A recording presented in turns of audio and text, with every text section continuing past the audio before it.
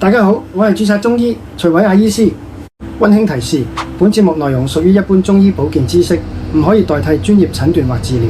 如果你本身有慢性病或者而家正服藥，建議先向註冊中醫師或者家庭醫生查詢。係咪好多人都覺得自己成日都好似矛盾體？明明手腳凍到好似冰條，但又成日喉嚨痛、生暗瘡。如果你都係咁，千祈唔好亂飲涼茶，亦都唔好亂進補。其實你可能唔係單純嘅寒底或者熱氣，喺中醫嚟講，呢種叫做上熱下寒。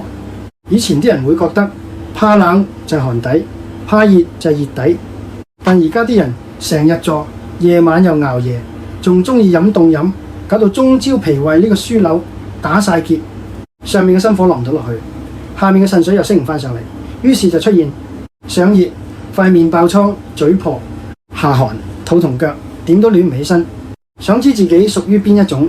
而家教你1分鐘快速分辨：一、真寒底，唔止手腳凍，係成身都怕冷，中意飲熱水，大便偏稀軟；二、真熱底，成日覺得身熱口乾，大便乾硬，一食補品或者炸嘢就即刻喉嚨痛、生痱滋；三、假冷底，上熱下寒，就係頭先講嗰種又冷又熱，平時容易攰，手腳雖然凍，但其實身體軀幹唔怕冷，仲好容易心煩。